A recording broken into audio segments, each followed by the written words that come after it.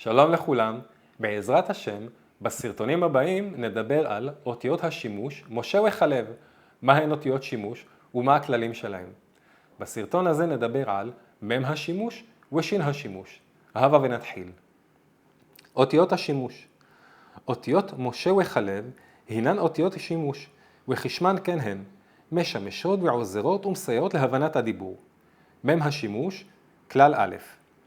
בדרך כלל מנוקדת מם השימוש בחריג חסר ובדגש חזק אחריה, למשל, ממזרח וממערב, מצפון ומים. הדגש הוא סימן להבלעת הנון של מילת מין, שהרי במקום לומר מין מזרח ומין מערב, מין צפון ומין ים, מקצרים ואומרים ממזרח וממערב וגום. והדגש במם בא להשלים את האות נון, ויש להגות מין ולא מין. כשאנחנו אומרים מין בחריק מלא, הכוונה לסוג. כשאנחנו אומרים מין, הכוונה למם השימוש. מהסיבה הזאת בקדיש יש להגות לעילה מין כל ברכתה, לא לעילה מין כל ברכתה, אלא לעילה מין כל ברכתה. ואם הזכרנו את הקדיש, יש להגות לעילה, לא לעילה. לעילה הכוונה למעלה. יש להגות את המילה הזאת מלעיל. אנחנו אומרים למעלה, לא למעלה, אלא למעלה. אז לעילה מין כל ברכתה. כלל ב'.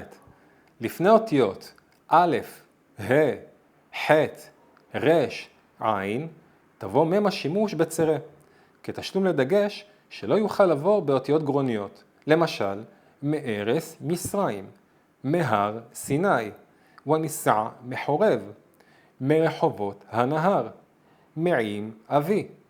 ויש יוצאים מן הכלל, למשל, מהיות מיסה, עם מיחוט, מיחוס האופים, מעוצבך ומרוגזך. שאלה, איך אנחנו יודעים להגות מעוצבך ומרוגזך? איך אנחנו יודעים שהמילה מעוצבך מלרע ומרוגזך מלעיל? תשובה, לפי המיקום של טעמי המקרא. לטעמי המקרא 3 תפקידים. אחד מהם, לעזור לנו להבין אם המילה נהגת במלעיל או במלרע. במילה מעוצבך אנחנו יכולים לראות שהטרחה נמצאת בסוף המילה, אחרי האות כף. ובמילה ומרוגזך יש לנו אתנח שמופיע בין הזין לבין הכף, כלומר לפני סוף המילה.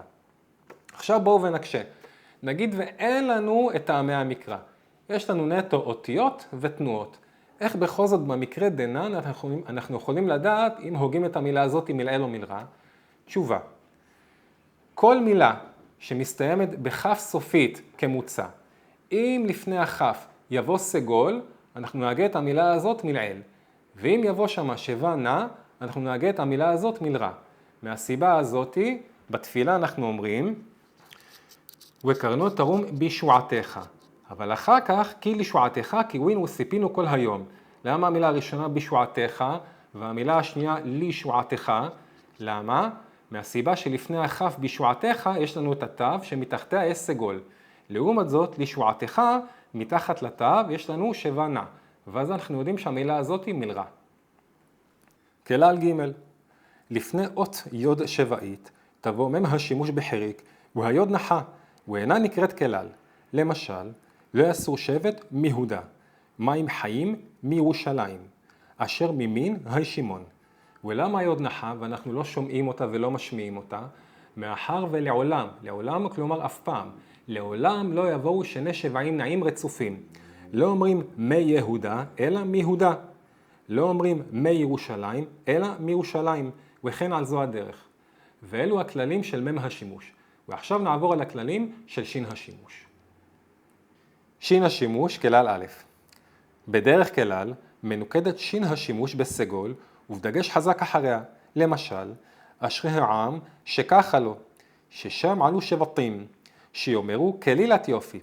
יש מסבירים שהדגש בא להשלים מילת אשר, ופירושן, אשרי העם אשר ככה לו, אשר שם עלו שבטים, אשר יאמרו כלילת יופי. כלל ב'. גם לפני אותיות הגרון, א', ה', ח', ר', עין, תבוא השין בסגול, אבל בלי דגש אחריה, כיוון שלא יבוא דגש באות גרונית. למשל, אשרי שאל יעקב בעזרו, מה שהיה הוא שיהיה, שחולת אהבה אני, שרסית והנחלת, כמעט שעברתי, ודע שמצאנו פעם אחת ויחידה בתנ"ך שין השימוש לפני רש, והיא דגושה, שראשי נמלא טל, ויוצא דופן היא. זה מופיע בשיר השירים, וגם מי שקורא כל יום פתח אליהו, זה מופיע שם, שראשי נמלא טל.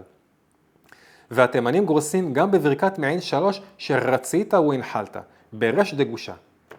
צורות נוספות לשין השימוש. בפתח, למשל, עד שקמתי דבורה, שלמה אהיה כעותיה. בקמס, למשל, שעתה מדבר עמי, והטעם לפי שעות א' גרונית, ואינה מקבלת דגש. ויש גורסים כל שעתה בתפילה בברכת המזון בקמס. בסרטון אחר הרחבנו ובארנו למה נכון ומדויק יותר לומר שעתה ולא שעתה. אשלח קישור בתגובות. בשווה, למשל, שהוא עמל, שהם בהמה, והם על פי משקל הארמית דהו, דאינון, ואין להם חבר בתנ"ך.